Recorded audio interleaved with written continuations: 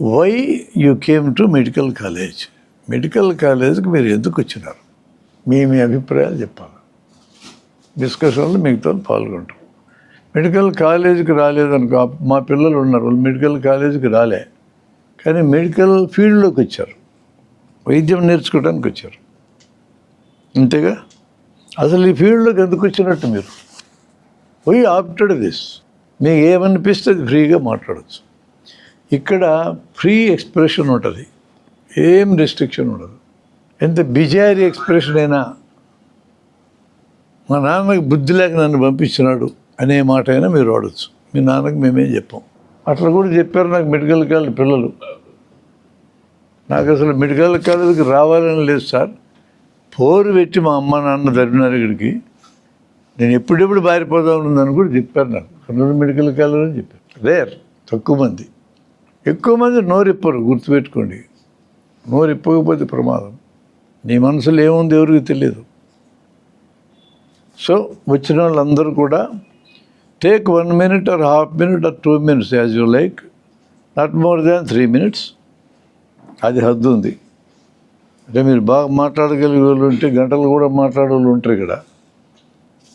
Not more than 3 minutes, not less than 30 seconds. అక్కడ ఉంది restriction.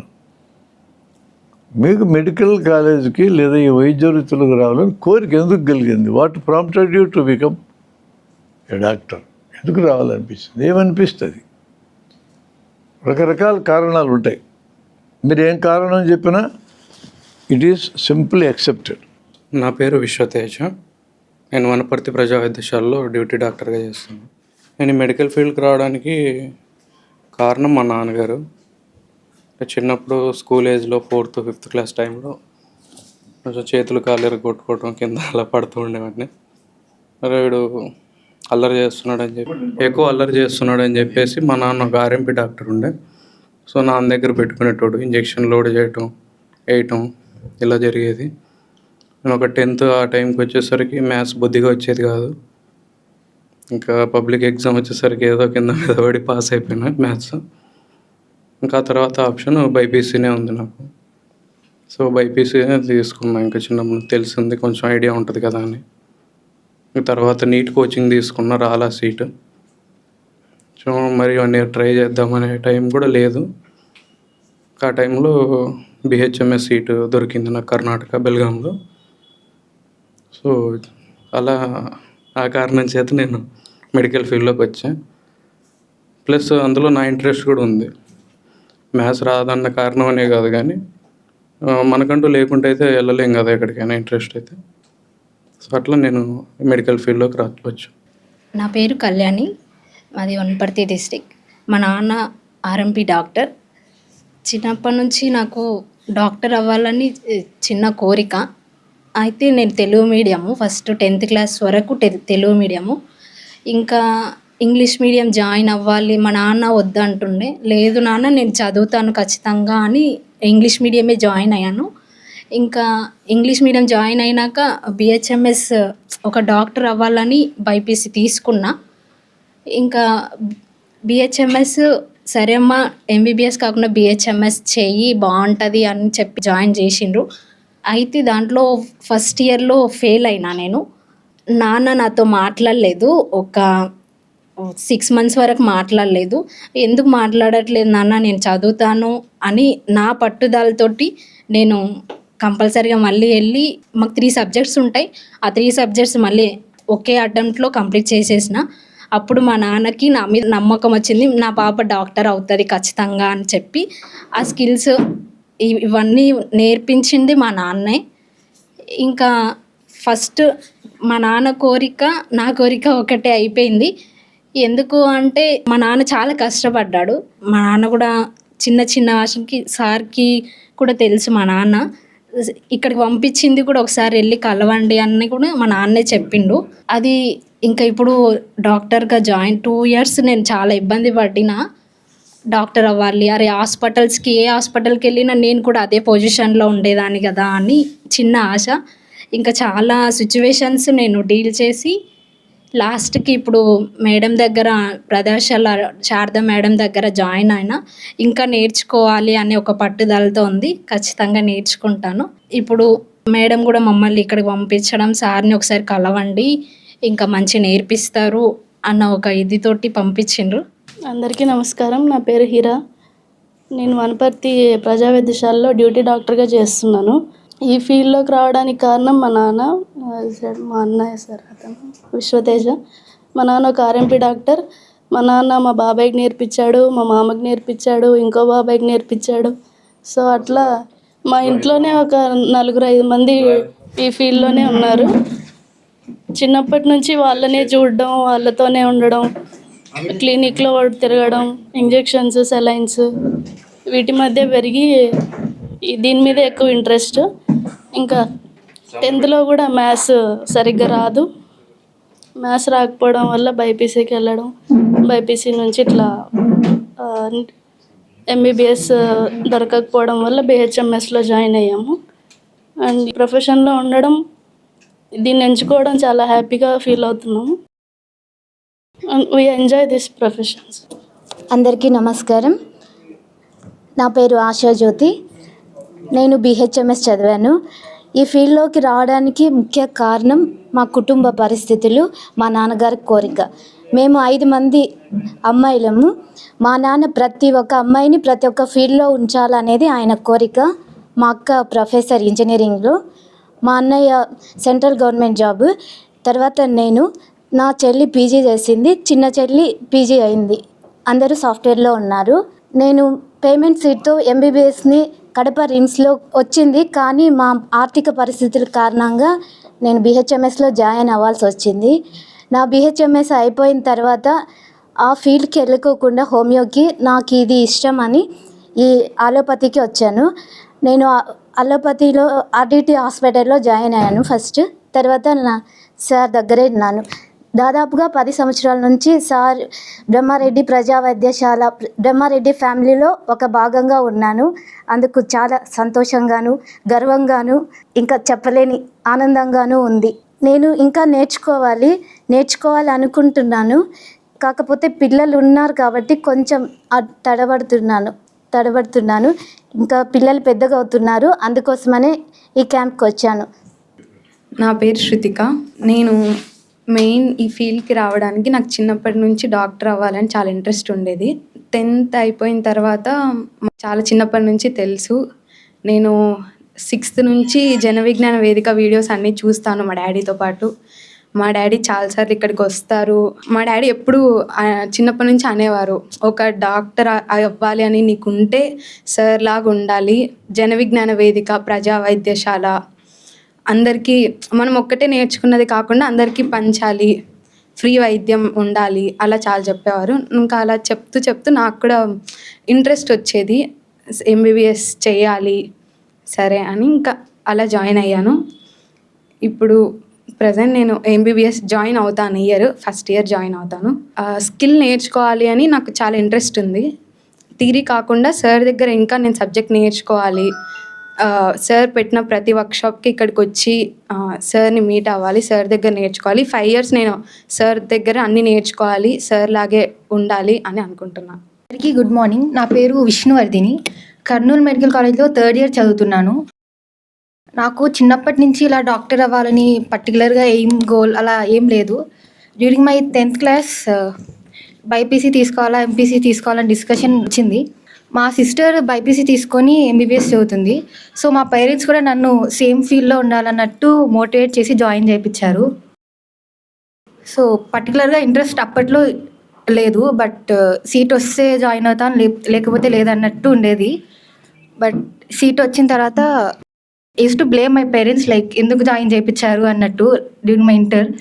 But MBBS join అయిన తర్వాత I use to think like ఇది correct option, correct మా parents option decision correct అనేది అనిపించింది. Good morning everybody. నా పేరు ఎన్ సాహితి. నేను అందరూ చెప్పినట్టు నాకు అంత స్ట్రాంగ్ రీజన్ ఏం లేదు డాక్టర్ అవ్వాలి అని. 9th classలో ఉన్నప్పుడు ఇలా టాపిక్ వచ్చింది ఎంపీసీ బైపీసీ చేరాలా అని. అప్పట్లో ఫిజిక్స్ చాలా కష్టంగా ఉండేది కాబట్టి బైపీసీ తీసుకొని ఇట్లా వస్తే ఫిజిక్స్ అది అవసరం ఉండదు అని చెప్పి ఏదో అలా బైపీసీ చేరిపోయాము. తర్వాత ఇంటర్ సెకండ్ ఇయర్లో ఉన్నప్పుడు నీట్ రాయడానికి ప్రిపేర్ అవుతూ ఉన్నాము. అప్పుడు 2-3 డేస్ ముందు నీట్ ఎగ్జామ్కి 2 డేస్ ఫుల్ ఫీవర్ వచ్చేసి అలా చాలా డల్ అయిపోయాను నేను. అప్పుడు చాలా కష్టంగా, చాలా భయం వేసింది. అది చాలా క్రూషియల్ టైం కాబట్టి ఈసారి పోతుందేమో అని. కానీ అప్పుడు డాక్టర్ దగ్గరికి వెళ్ళి చూపించుకున్నప్పుడు ఆయన జస్ట్ ఒక ట్యాబ్లెట్తో అది 1 డే కల్లా సెట్ అయిపోయింది. అప్పుడు అనిపించింది నాకు, మనం కూడా ఇలా చాలామందికి ఇలా హెల్ప్ చేయగలము మంచి డాక్టర్ అయ్యి బాగా చదువుకుంటే అని.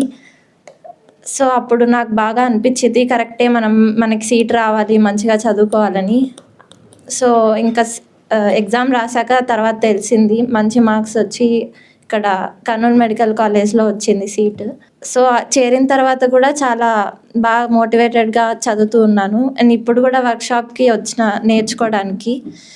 చాలా స్కిల్స్ ఇంకా మాకు రావు, జస్ట్ థియరీ వరకే బాగా వచ్చు, కానీ ప్రాక్టికల్ అంత ఐడియా లేదు కాబట్టి నేర్చుకుందామని. Thank you sir for giving opportunity. Good morning everyone, ఎలా ఉన్నారు అందరూ? నా పేరు సుమయ్య, నేను BUMS చేశాను. ఇంటర్ చైతన్యలో చేశాను. చాలా చదివాము MBBS రావాలి అని, కానీ ఓసీ కాబట్టి సీట్ రాలేదు. మరీ లాంగ్ టర్మ్ చేద్దాం అనుకున్నాను, కానీ మా తాతయ్య వల్ల తర్వాత లేట్ అవుతుంది, పెళ్ళికి లేట్ అవుతుంది, అలా ఇలా అని చెప్పి BUMS జాయిన్ చేశారు. చాలా ఏడ్చాను సీట్ వచ్చిన వెంటనే, ఇది నా లెవెల్ది కాదు అని ఏడ్చాను. కానీ చదువుతూ ఉన్నప్పుడు సెకండ్ ఇయర్ థర్డ్ ఇయర్లో నాకు అర్థమైంది ఇది కూడా చాలా డివైన్ అని.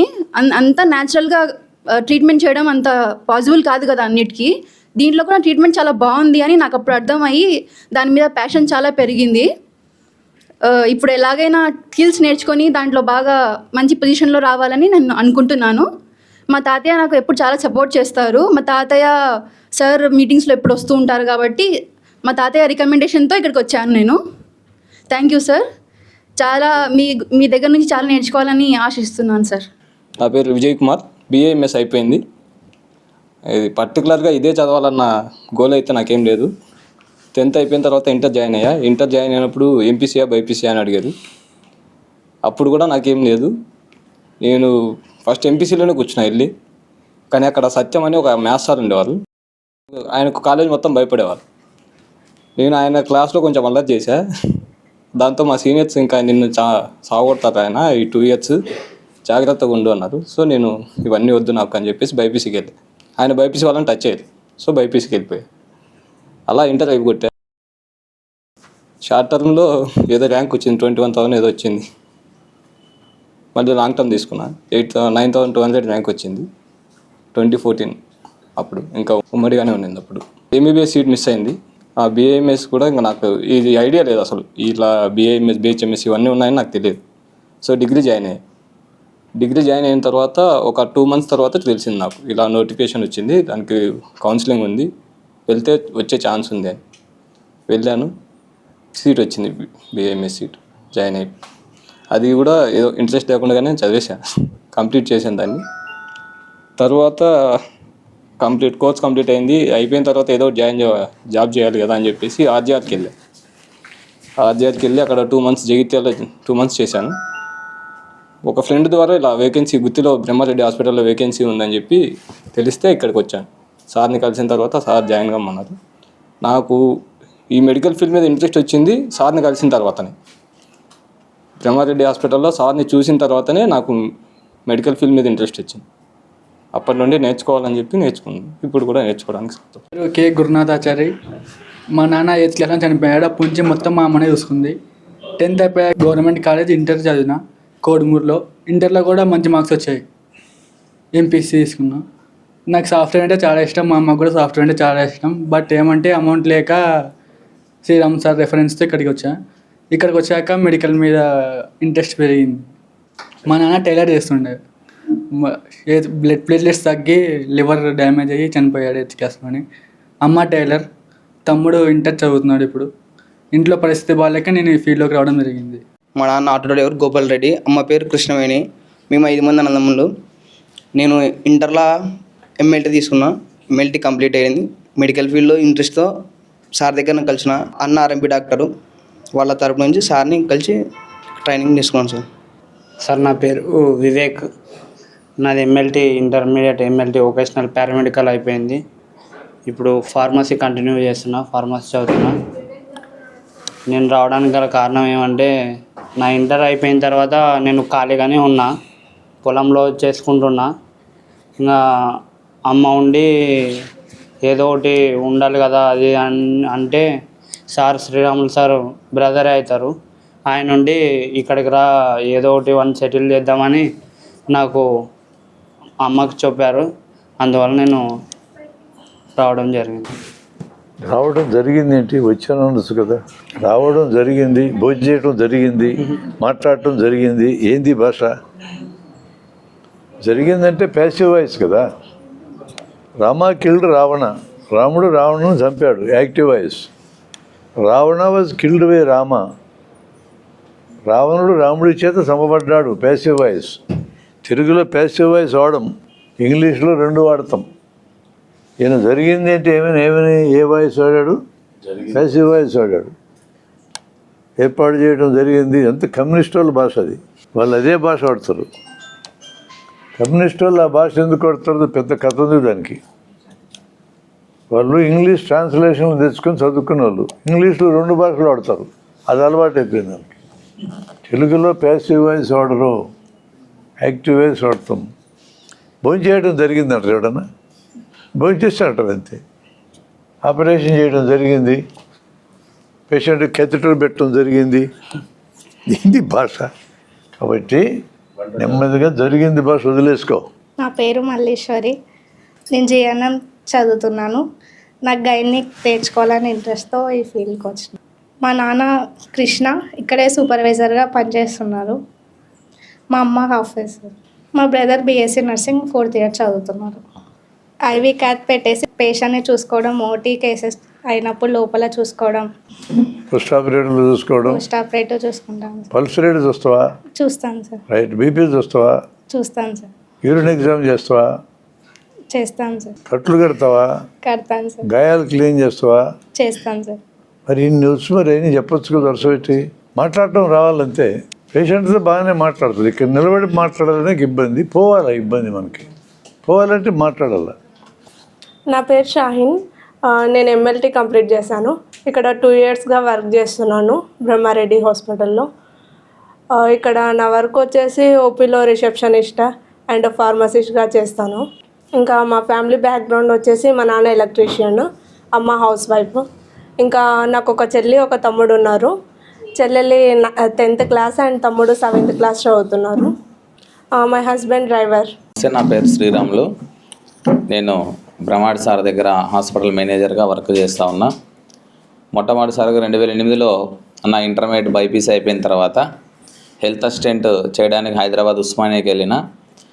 మా కెమిస్ట్రీ లెక్చరర్ బాటనీ మేడం ఉండి ఎంసెట్ రాస్తే ఎంబీబీఎస్లో వస్తాయో రావో తెలియదు కానీ డిప్లొమా కోర్సులు చేస్తే తొందరగా సెటిల్ కావచ్చు అని చెప్తే అప్పుడు హైదరాబాద్కి వెళ్ళిన. ఉస్మానియా కాలేజీలో నాకు సీట్ వచ్చింది. అయితే అది సారే బ్రహ్మాడి సారే కర్నూలు నుంచి ఉన్నటువంటి మన సురేష్ సారు బ్రహ్మాడి సార్ గారే ఆ కోర్సు నడుపుతున్నారని తెలిసి ఇంకా హైదరాబాద్ పోయేంత దాకా తెలియదు మన కర్నూలు వాళ్ళే ఆ కోర్సు నడుపుతున్నారని. అక్కడ పోయిన తర్వాత ఆ కోర్సు నడుపుతున్నది మన సారే అని తెలిసి అక్కడ కేవలం ఒక 3-4 నెలలు మాత్రమే ఉన్నా. తర్వాత 2008లో అక్టోబర్ నవంబర్ మధ్యలో మళ్ళా సార్ దగ్గరకు వచ్చిన. అక్కడ ఉన్నటువంటి వాళ్ళని కనుక్కొని వాళ్ళతో రికమెండ్ చేయించి ప్రజా వైద్యశాల దూపాల్లో ఒక 3 ఎకరాల వెడల్పులో ఉన్నటువంటి హాస్పిటల్, దగ్గర 100 బెడ్డెడ్ హాస్పిటల్ అది. ఆ హాస్పిటల్కి వచ్చి అక్కడ వర్క్ నేర్చుకోవడం జరిగింది. తర్వాత కొన్ని రోజులకి జన విజ్ఞాన వేదిక కల్చరల్ విభాగంలో పాటలు పాడడము, డప్పు కొట్టడం ఇట్లాంటివి కూడా నేర్చుకున్నా. తర్వాత ఇంకా ఇట్లనే ఉంటే హెల్త్ అసిస్టెంట్ అయిపోయిన తర్వాత ఇంకా ఇట్లనే ఉంటే ఇబ్బంది కదా, ఫ్యూచర్ ఏదో ఒకటి మళ్ళీ డిగ్రీ ఉంటే బాగుంటుందనే ఉద్దేశంతో సార్ సహకారంతో డిగ్రీ పూర్తి చేసిన, హాస్పిటల్లోనే వర్క్ చేసుకుంటా. తర్వాత ఈ మధ్య కాలంలోనే ఎల్ఎల్బి కూడా అడ్వకేట్ కూడా కంప్లీట్ కావడం జరిగింది. అంటే ఎడ్యుకేషన్ పెంచుకుంటే ఖచ్చితంగా మనకు సొసైటీలో మంచి గౌరవం ఉంటుందనేది సారే మాకు అన్నిటికీ స్ఫూర్తి. ఒకవేళ ఆ రోజు సార్ నేను హైదరాబాద్ నుంచి ఇక్కడికి రావడానికి సార్ సహకారం చేయకపోలేకపోయింటే కూడా ఇక్కడికి వచ్చిండేవాడిని కాదు. హైదరాబాద్లోనే హెల్త్ అసిస్టెంట్ కంప్లీట్ చేసి మళ్ళీ ఎట్లా జరుగుతున్నాం అంటే వ్యక్తిత్వం యొక్క వైద్యం అంటే ఏంది, వైద్యంలో మనము చేయాల్సినటువంటి పద్ధతులు, అసలు ఇప్పుడు ఈ కాలంలో కూడా వైద్యాన్ని ఒక సొమ్ము కాదు, ఇది ఖచ్చితంగా సేవాభావంతో చేయాలని ఇక్కడికి వచ్చిన తర్వాత నాకు అర్థమైంది.